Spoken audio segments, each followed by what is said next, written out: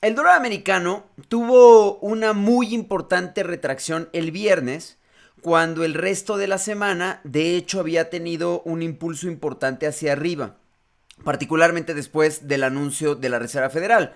Y es algo peculiar porque si ves el gráfico del índice o de cualquier otro par mayor, parecería que el anuncio del viernes fue catastrófico, ¿no? Y sin embargo, si lo revisas con calma, parece extraño. Porque, a ver, los average hourly earnings, o sea, los salarios, pues, efectivamente se quedaron cortos. Y hasta ahí vamos bien. Ves el comportamiento del dólar americano y tiene lógica. Sin embargo, ves la revisión del mes pasado de los mismos average hourly earnings y la revisión fue hacia arriba.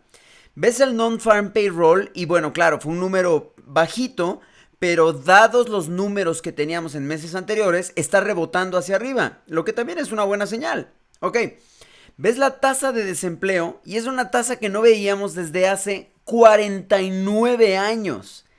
Y entonces, a la luz de esos datos, parece hasta contradictorio ver al dólar americano retraerse de una manera tan significativa el día viernes y borrando por completo los avances que tuvo en días anteriores, insisto, particularmente miércoles y jueves. Y entonces la pregunta es, ¿qué vio el mercado? ¿Qué está pasando? Regresemos 2 días antes. En el anuncio de la Reserva Federal, el statement fue hasta cierto punto preocupón. O sea, nos hicieron notar las cosas que le están preocupando a la Fed.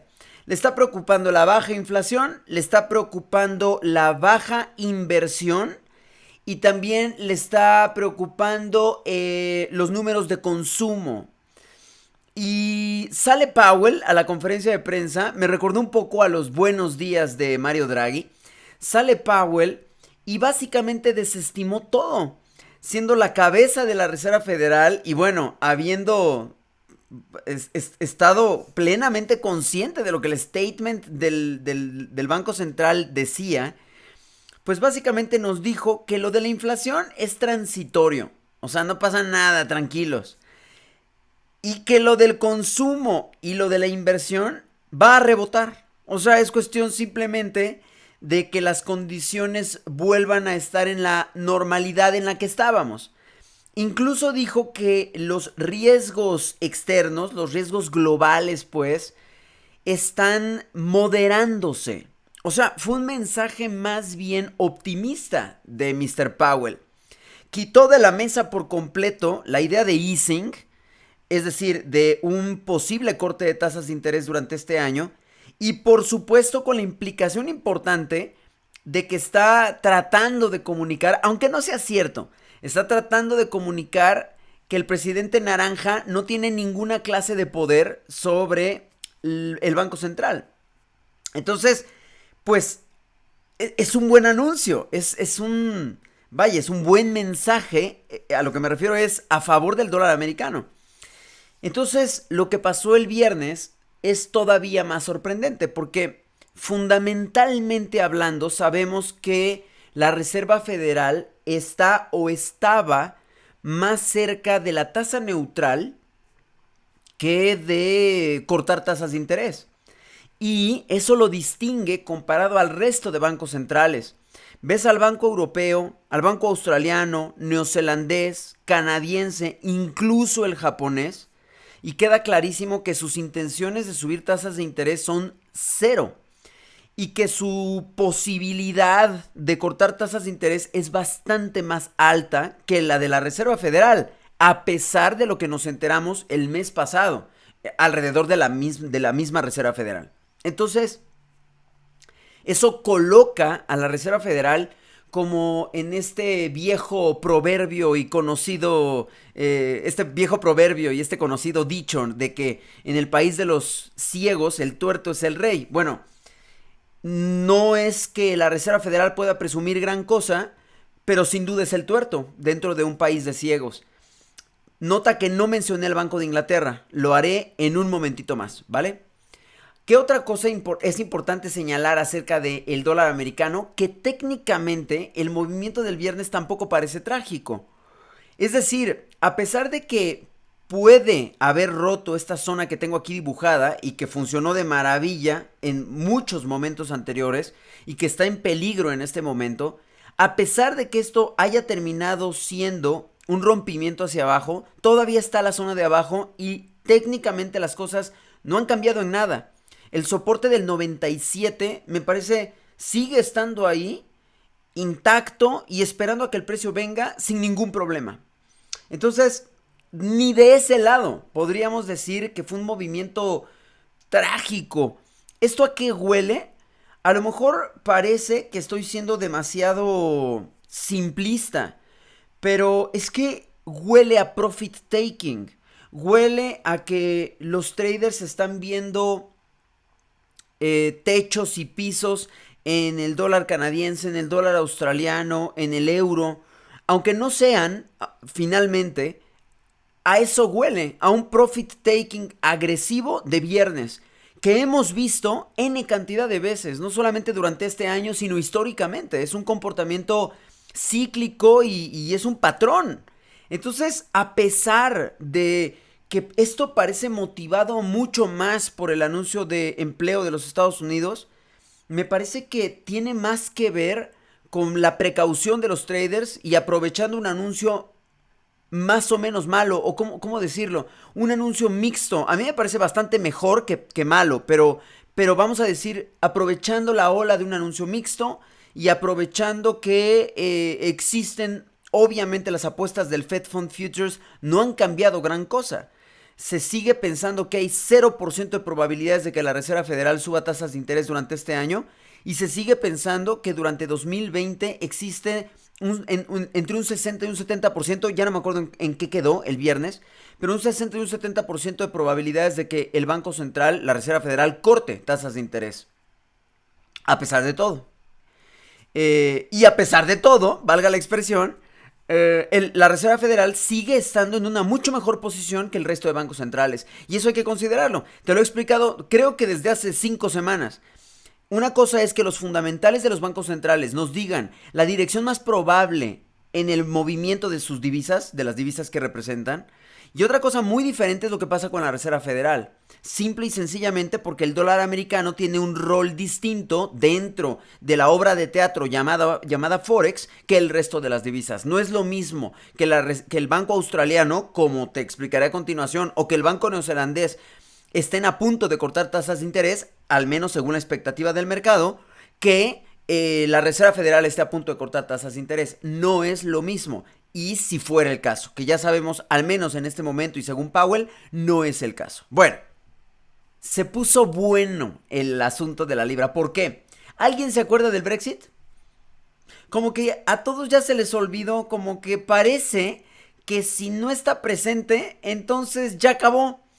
Sé que es absurdo, pero es que ahora el protagonista del movimiento, de este movimiento que ves en el gráfico semanal de la libra, fue obra y gracia del Banco de Inglaterra. La semana pasada te lo explicaba. Por ahora el tema del Brexit está en stand-by. Como que estamos esperando a que pase el tiempo para que lleguen las nuevas deadlines y entonces nos ponemos nerviosos. Y entonces se empiezan a angustiar y entonces se ponen a trabajar. Pero mientras tanto, como que eso está a un ladito y es razonable que los datos y obviamente los fundamentales entren en el terreno de juego para determinar los movimientos en mayor medida. Y solo que saliera algún anuncio importante del Brexit, no sé, que Theresa May escapó, yo sé que eso no va a pasar, bueno, podría pasar, pero que, por ejemplo, que huyó a las Bahamas, sí sería un anuncio, una noticia, un rumor importante y que traería de vuelta el tema del Brexit a la mesa. Pero por ahora no, por ahora hacemos de cuenta que no está. ¿Qué pasó con el Banco de Inglaterra? Fue muy interesante. A ver, el Banco de Inglaterra elevó sus proyecciones de crecimiento, aunque cortó sus perspectivas inflacionarias. Entonces, momentáneamente, la libra se cayó. Sin embargo, Carney dijo algo muy interesante y sumamente optimista. Lo que dijo Carney, palabras más, palabras menos, es: que una vez que pase el Brexit y cumpliéndose las expectativas del Banco Central, léase los forecasts del Banco Central, dijo, va a ser necesario subir tasas de interés. Dijo que ellos se cocinan aparte, no son el Banco Central Europeo, tampoco son la Reserva Federal. Pero al decir que una vez que el temblor pase, el Banco de Inglaterra ya estará pensando en subir tasas de interés, aunque no sea cierto, o aunque ocurra algo que no están viendo ahora y que cambie su perspectiva, no importa. Carney está pensando que después del temblor viene la subida de tasas de interés. Entonces, aunque no coloca al Banco de Inglaterra en el lugar de la Reserva Federal, sí lo coloca en otro lugar distinto que el Banco Central Europeo, que el Banco Australiano, que el Banco Neozelandés y que el Banco Canadiense. Estos últimos 4 bancos, sin duda alguna, están mucho más cerca del corte de tasas de interés, particularmente Luni, Kiwi y Aussie. Están mucho más cerca del corte de tasas de interés que de la subida de tasas de interés. Están más cerca del easing que del tightening. Entonces, si queremos un pretexto para comprar libras esterlinas y aún no confiamos en la resolución adecuada del Brexit, sí podríamos tener los fundamentales de nuestro lado. Y eso fue lo que pasó esta semana.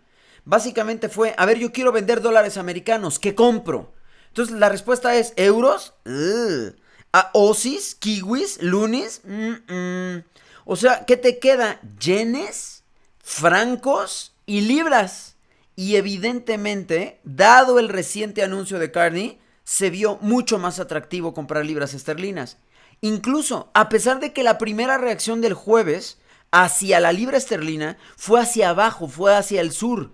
Como que el mercado no se lo tomó de la manera en la que lo dijo Carney. Ahora, digo que es un anuncio o es una declaración sumamente optimista, no solamente por el tono del anuncio, por el tono hawkish del anuncio. Es también optimista porque estamos asumiendo que todo sale bien. Y en este momento, pues no tenemos una sola razón para pensar que lo del Brexit va a acabar bien. Ni para los británicos, ni para los europeos, ni para los conservadores, ni para los laboristas, ni para la gente, ni para los políticos. O sea, no hay una sola razón. Ahora, tal vez sí ocurra, pero aquí la clave es esa, tal vez. Entonces, básicamente lo que Carney dijo fue, si todo nos sale bien, subimos tasas de interés. Y el mercado lo que entendió fue, están considerando subir tasas de interés. Y eso explica claramente el comportamiento de la libra, particularmente el viernes. Ahora que te muestra el gráfico diario y todas mis zonas y demás, va a quedar claro que en realidad la esencia del movimiento ocurrió hacia el fin de semana, evidentemente, a partir del anuncio del Banco de Inglaterra y la secuencia de interpretaciones que le dio el mercado a dicho anuncio, ¿vale?